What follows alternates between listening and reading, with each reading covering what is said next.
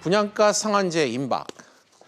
민간 택지 분양가 상한제 이 세부 방안이 조만간 확정될 것으로 보입니다. 국토부가 이르면 다음 주에 주택법 시행령 개정안을 입법 예고할 것이라는 관측이 나오고 있습니다. 이 소식은 생활경제부 김환진 기자와 함께 전망해 보도록 하겠습니다. 김 기자, 네. 현재 이와 관련해 어느 정도 유군각이 나왔습니까? 네, 현재 정부와 여당이 세부 내용을 놓고 막판 조율 중인 것으로 알려졌는데요. 일단 적용 조건이 완화될 것으로 보입니다. 분양가 상한제 적용을 위해선 전제 조건을 충족한 상태에서 나머지 조건이 필요한데요.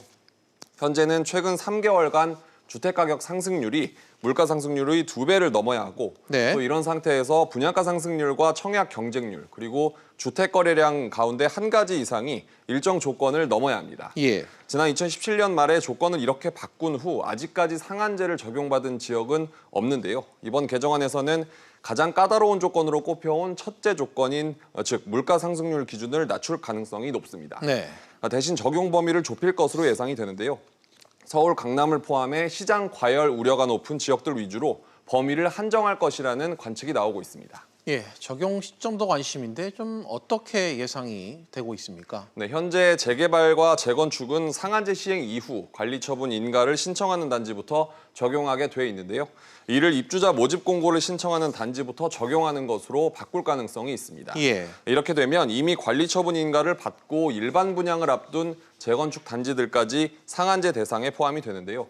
다만 몇 개월간 유예 기간을 둘 가능성도 제기되고 있습니다. 네, 김 기자. 민간 택지 이 분양가 상한제로 소위 로또 아파트가 발생할 가능성, 그 우려도 상당히 크잖아요. 이에 네. 대한 대책 마련은 좀 없습니까? 상한제가 확대되면 아파트 분양가가 20%에서 30%가량 낮아지는 만큼 청약 시장이 과열될 우려도 나오는데요.